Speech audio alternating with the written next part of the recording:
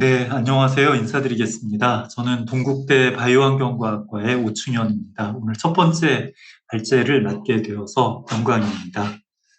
오늘 제가 말씀드릴 주제는 도시재난 대응을 위한 도시숲 산림관리 방안이라고 하는 주제입니다. 아마도 맨 앞에 발제를 하기 때문에요. 그 뒤에 후속해서 발표해 주시는 선생님들이 발표하시는 내용에 뭐랄까, 처음에 들어가는 인트로 같은 그런 느낌으로 말씀을 드리도록 하겠습니다. 말씀드릴 순서는 도시재난과 도시숲, 두 번째는 도시재난 대응과 도시숲이라고 하는 두 가지 주제로 말씀을 드리겠습니다. 먼저 도시재난과 도시숲이라고 하는 제목으로 말씀을 드리겠습니다. 보통 우리 주변에 일어나고 있는 재난을 크게 세 가지로 구분을 해서 진행을 하고 있습니다. 가장 작은 규모로 발생하는 것을 우리가 보통 사고라고 얘기를 하고요. 가장 큰 규모로 발생하는 것을 재앙이라고 얘기를 하고요. 그 중간에 속하는 것을 보통 재난이라고 이야기를 하게 됩니다. 이 사고와 재난과 재앙의 크기라고 하는 것은 크기나 전개 속도, 지속성, 그다음에 그 발생한 사고의 영향권 등을 따라서 사고, 재난, 재앙을 구분하게 됩니다. 어, 보통 이제 이 재난이나 사고의 크기를 그리스 신화에 나오는 그 인물들의 이름을 따라서 다모클레스급에서부터 메두사급까지를 구분을 해서 진행을 하고 있습니다. 그래서 이제 가장 크게 발생하는 걸 우리가 다모클레스라고 얘기를 하는데요. 이것은 대개 원자력 발전소가 파괴되거나 해서 상당히 큰 영향이 오랫동안 지속되는 그런 사고를 얘기하게 되는 거고요. 이제 메두사와 같은 경우는 개인적으로 피해를 받을 수 있는 그런 사고들을 얘기를 하게 됩니다. 그 사이에 사이클롭스나 뭐 피티아, 판도라 이런 식으로 구분을 하게 되는데요. 도시에서 발생하는 산림 관련된 사고들이 주로 산불이나 산사태, 일부 폭염과 같은 내용들이 좀 중심으로 발생을 하게 되는데요. 이것은 개인적으로 피해를 받게 되면 메두사급 사고에 해당이 되는 거고, 조금 크게 발생을 하게 되면 이제 홍수나 지진에 해당하는 사이클롭스급이 되겠습니다. 이제 지난번 강릉 산불 같은 경우가 어떻게 보면 사이클롭스급에 해당하는 도시재난이라고 볼 수가 있을 것 같습니다. 이제 보통 요즘에 많이 발생하고 있는 기후변화로 인한 산불이나 생태계 불안정 같은 경우 중에 규모가 좀 작은 형태는 우리가 카산드라급이라고 볼 수가 있는데요. 이처럼 그 도시 안에서 발생하는 산불이나 산사태와 관련된 것들은 원자력 그 발전소의 파괴에만큼은 미치지를 못하지만 그 하위에서부터 개인급에 해당하는 그런 사고인 것을 보실 수가 있습니다.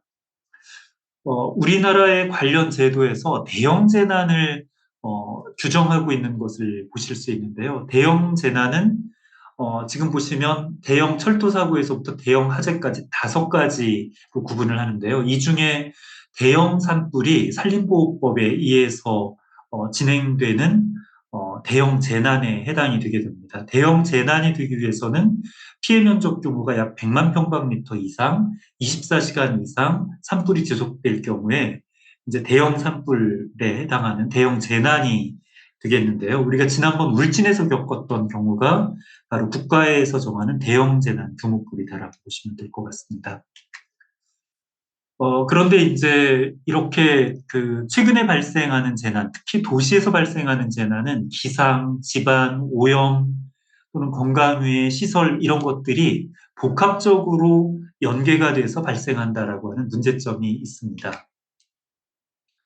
이제 이와 같은 것들이 복합적으로 도시형 재난이 발생하는 원인을 살펴보게 되면 기술의 발전, 그다음에 기후의 변화, 도시 공간의 확장, 국제 정세의 변화, 도시 사회의 문제점 등과 같이 보통 우리 사회가 가지고 있는 이런 5가지 요소가 결합이 돼 가지고 발생하는 것들이 최근에 발생하는 도시 재난의 특징들이라고 보시면 되겠습니다. 그런 것들이 이제 기상에서부터 집안, 오염, 건강유해, 시설, 교통, 도시 서비스 마비, 테러 또는 다중 안전사고와 같은 형태로 나타나게 되는데요. 이제 특히 요즘 우리가 겪고 있는 도시형 산불 또는 산사태 같은 경우는 풍수의 폭염, 가뭄이나 황사에 해당하는 기상재난적인 요소를 가지고 있음을 보실 수가 있습니다. 그동안 이제 우리나라의 대표적인 도시인 서울에서 발생한 대형 재난의 추이를 살펴보게 되면요. 비상재난보다는 시설재난의 규모가 가장 컸었습니다. 다리가 무너진다라든지 이런 것들이었고요. 최근에 와서는 교통재난에 의한 것들이 커지고, 세 번째로가 이제 기상재난이 되겠습니다. 그리고 우리가 이제 그동안 고생해 왔지만 그 여러 가지 질병과 관련된, 사회적 질병과 관련된 건강위의 요인 확산이라고 하는 것도 도시 내에서 상당히 큰 대형 재난의 요소라고 볼 수가 있겠습니다. 서울에서 발생한 대형 재난의 일반적인 특징을 보게 되면 지속적으로 대규모 피해를 유발하는 전통적인 대형 재난이 지속되고 있습니다. 대표적으로 침수, 산사태, 그다음에 산불과 관련된 것들 또는 대형 도로교통 사고와 같은 내용들이 되겠습니다. 그다음에 이제 이 외에도 최근에 부각되고 있는 것이 이제 질병 확산과 같은 것들, 그다음에 이제 인명 피해 비중이 큰 것 같은 경우는 화재나 그 도로교통, 그다음에 이제 다중시설에서 발생하는 그런 압사사고 같은 것들이 문제가 좀 되겠습니다. 재산 피해를 보게 되면 오늘 우리가 걱정을 하게 되는 침수나 산사태 또는 산불과 관련된 것들이 재산 피해 비중이 큰 그런 재난들이 되겠습니다. 그러면 외국의 대도시들에서는 어떤 상황이 발생하고 있는가를 보게 되면 이것은 도시가 가진 속성에 따라 조금 달라지는 것을 보실 수 있습니다. 예를 들면 뉴욕과 같은 곳에서는 폭풍이나 뭐 항공기 사고, 테러 같은 것들이 문제가 되고 있고요. LA와 같은 곳에서는 산불이 좀 큰 문제가 되고 있고, 파리와 같은 곳에서도 지금 폭풍과 같은 것들이 좀 문제가 되고 있는 것을 보실 수 있습니다. 테러, 폭동 이런 문제들이죠.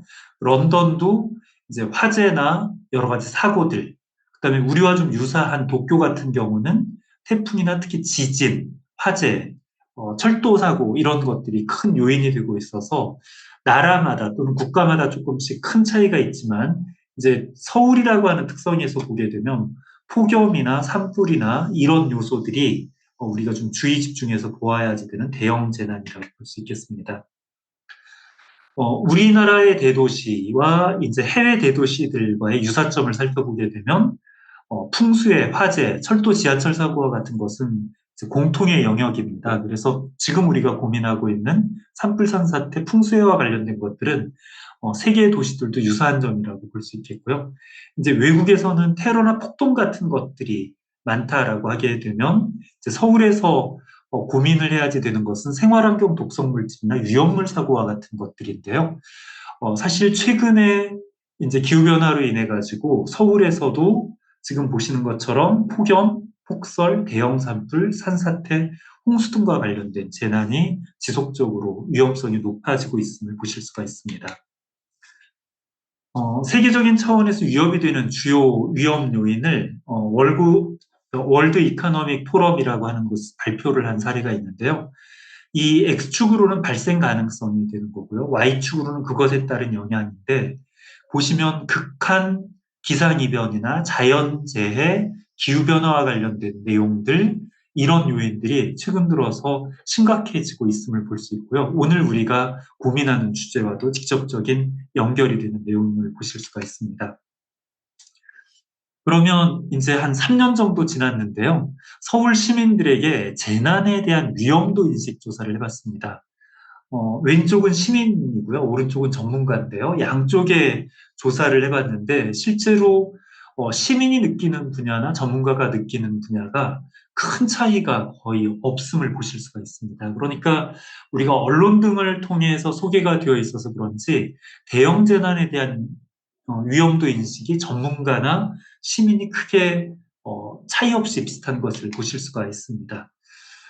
다만 이제 대규모 재난 발생 가능성이 높은 장소에 대해서 설문을 해본 것을 보시게 되면 이제 시민들 같은 경우는 다중이용시설이 가장 위험하다라고 느꼈습니다. 최근에 우리 용산에서 압사사고가 대형으로 발생했었는데요. 서울이라고 하는 공간 때문인지는 모르지만 지하철이나 이런 다중이용시설에 대한 것을 시민들은 가장 위험하다라고 느꼈는데요. 반대로 전문가들은 노후 건축물 밀집 지역이 위험하다라고 인식하는 것을 보실 수 있었습니다. 전문가나 시민들 공이 사실은 산림이나 강하천에 대해서는 비교적 덜 위험하다라고 생각을 하는 것을 보실 수 있는데요. 다만 전문가들이 시민에 비해서는 산불이나 산사태, 홍수 위험 같은 것들을 조금은 좀 높게 위험하다라고 보는 경향을 보여주고 있습니다. 그러면 이제 도시재난 대응과 도시숲의 관계에 대해서 살펴보도록 하겠습니다. 도시숲은 도시재난에 있어서 이중성을 가지고 있습니다. 첫 번째는 도시재난의 직접적인 요인입니다. 도시형 산불, 산사태, 곤충의 대발생과 같은 것들이 도시재난 요인이 되고 있는데요. 반면에 도시재난이 발생했을 때 이것을 대응할 수 있는 피난 장소나 구조활동의 거점이 될 수 있다라고 하는 양면성을 가지고 있습니다. 그리고 또 도시 재난을 저감할 수 있는 요소들도 있습니다. 최근에 이제 도시에 있는 산림이라고 하는 것은 생태계 서비스 제공 공간이나 폭염, 대기오염 물질 저감을 할 수 있기 때문에 도시숲이라고 하는 것은 재난을 발생시킬 수 있는 요인이 되고 재난에 대응할 수 있는 요인이 되기도 하고 재난을 저감할 수 있는 요인이라고 하는 그런 특성을 같이 가지고 있음을 보실 수 있습니다. 실제로 서울에는 이제 앞에 청장님도 말씀하셨고 대표님도 말씀하셨던 것처럼 지속적으로 도시형 산불에 대한 위험이 높아지고 있습니다. 지난 이제 4월에 발생했던 인왕산 산불뿐만이 아니라 사실은 2017년에 발생했던 상계동의 대형 산불 같은 것들도 우리에게는 생생하게 기억으로 남아있는 것들이어서 더 이상 산에서 발생하는 산사태나 산불이 서울과 같은 도시에 멀리 떨어진 위험 요소가 아님을 아실 수가 있습니다. 이제 이와 같은 요소와 더불어서 도시숲이라고 하는 것은 이와 같은 대형 재난을 그러니까 막거나 또는 저감시키거나 피난할 수 있는 장소라고 하는 것들도 있는데요. 지금 보시게 되면 오사카의 규호지 공원이라고 하는 곳인데 이곳은 일단 유사시의 시민이 도시숲으로 피난을 하게 되면 이제 식수와 전기 같은 거를 공급할 수 있도록 하는 그런 설비들을 갖춘 시설임을 보실 수가 있습니다. 도시숲임을 보실 수가 있습니다. 도시숲과 도시재난 대응과 관련해서 보게 되면 앞서 말씀드렸던 것처럼 이제 인구의 도시 집중 현상으로 인해서 도시숲은 더 이상 안전한 존재만이 아닌 재난의 위험과 재난을 완화시키거나 피난할 수 있는 양날의 칼이 되고 있는데요. 이를 위해서 이제 도시숲의 화재를 확산 방지하기 위한 또는 방제를 하기 위한 여러 가지 대안들이 있는데 조금 조심스럽기는 하지만 도시 내부에도 방제형 인도와 관련된 것들을 검토할 시기가 되었다라고 생각이 됩니다. 그 다음 방제에 대응하는 적절한 숙각구기 기법 같은 것들이 개발이 되어야 되고요. 특히 대형 주택가와 연접된 데 같은 경우는 우리가 흔히 방화수림대라고 하는 은행나무 수림대 같은 것들을 조성하는 것이 필요합니다. 또 산사태 위험 지역에 대한 여러 가지 사전 대응 같은 것들이 필요하고 더 나아가서 도시에 대형 재난이 발생했을 때 대피를 하거나 지원할 수 있는 장소로 도시숲을 활용하는 역할이 보강되는 것이 필요합니다. 저는 우선 여기까지 발제 내용을 말씀드리도록 하겠습니다. 감사합니다.